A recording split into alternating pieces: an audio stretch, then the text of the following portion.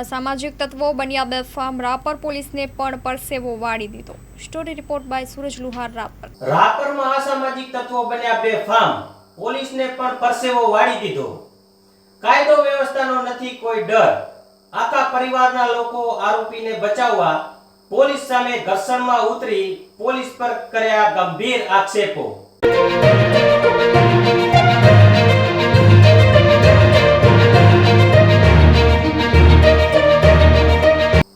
રાત્રિના અંદાજિત 11 વાગ્યાની આસપાસ 2 વર્ષથી નાસ્તા ફરતા આરોપી હરેશ નામેરી રાઠોડને પકડવા રાપર પોલીસ સ્ટાફ જ્યારે તેની ઘરે પહોંચ્યો ત્યારે ઘરના પરિવારના લોકો પોતાના મોબાઈલમાં વિડિયો રેકોર્ડ કરી રાપર પોલીસ પ્રશાસનના તમામ લોકો દારૂ પીને આવ્યા છે અને દલિત સમાજના હોવાથી પોલીસ પ્રશાસન એમના પરિવારને હેરાન કરી રહ્યું છે તેમજ પોલીસ પર છેડતી સાથેના ગંભીર આક્ષેપો કરી રહ્યા છે।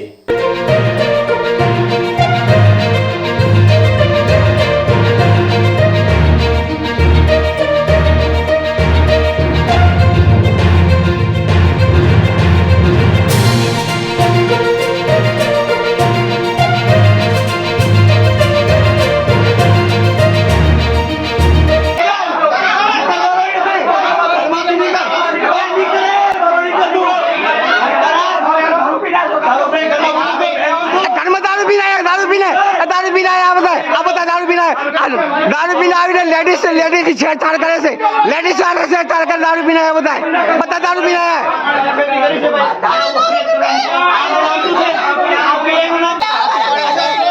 दलित सी એટલે દલિત જાત ઉપર જો દલિત ઉપર અત્યાચાર જો દલિત ઉપર જો દલિત ની લેડીઝ ઉપર અત્યાચાર થાય ને અતિ જાય જો આજો આજો આજો આ દારૂ પીને છેડતી કરી મેન આરોપી છે આ છેડતી કરી મારી બેનની છેડતી કરી દારૂ પીને આવ્યો છે આ છે ના એમના દ્વારા જે વિડિયો વાયરલ કરવામાં આવ્યો છે તે વિડિયોમાં પોલીસ પ્રશાસનની કોઈ પણ વ્યક્તિ એમના પરિવારની વ્યક્તિને છેડતી કરતી હોય એવું ક્યાંય પણ દેખાઈ રહ્યું નથી।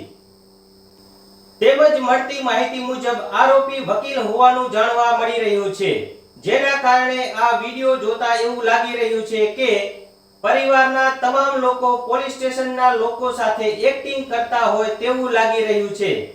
પરંતુ આ પરિવારના લોકો એટલા ગંભીર આક્ષેપો સાથે રાપર પોલીસ પ્રશાસનના લોકો પર ચડી બેઠા કે રાપર પીઆઈ જેબી બુબડિયા સાહેબને પણ પરસેવો વળી ગયો। બધાને કોર્ટમાં જોઈ લઈશું બધાને કોર્ટમાં જોઈ લઈશું બધાને કોર્ટમાં જોઈ લઈશું બધાને કોર્ટમાં જોઈ લઈશું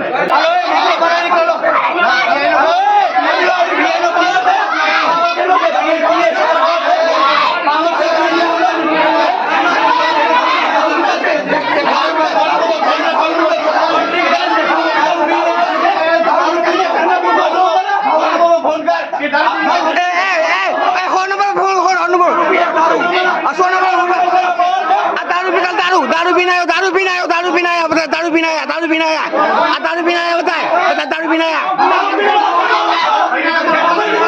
फोन कर फोन नंबर फोन कर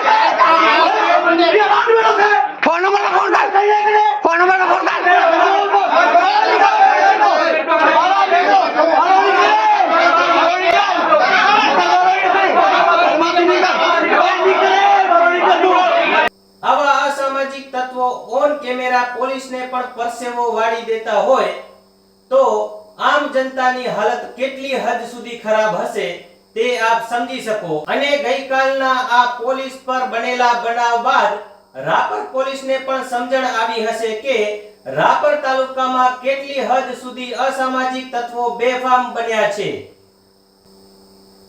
આવા માથાભારે અસામાજિક તત્વોથી પોલીસ પ્રશાસન પણ ડરતું હોય તેવું લાગી રહ્યું છે, જેના કારણે રાપર તાલુકામાં દિવસો દિવસ આવા અસામાજિક તત્વોનો ત્રાસ વધી રહ્યો છે।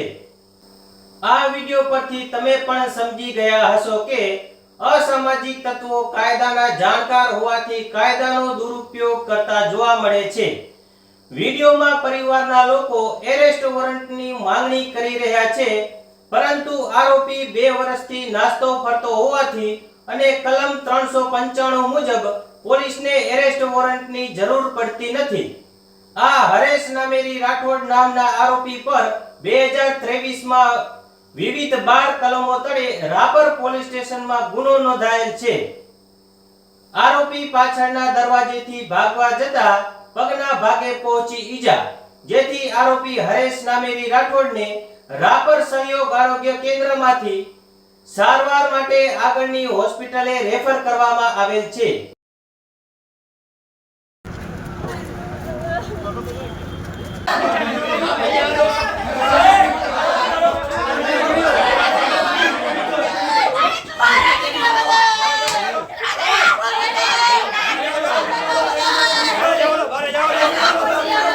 બહાર નીકળી જાય પણ કાંઈ નથી તો શું હોય?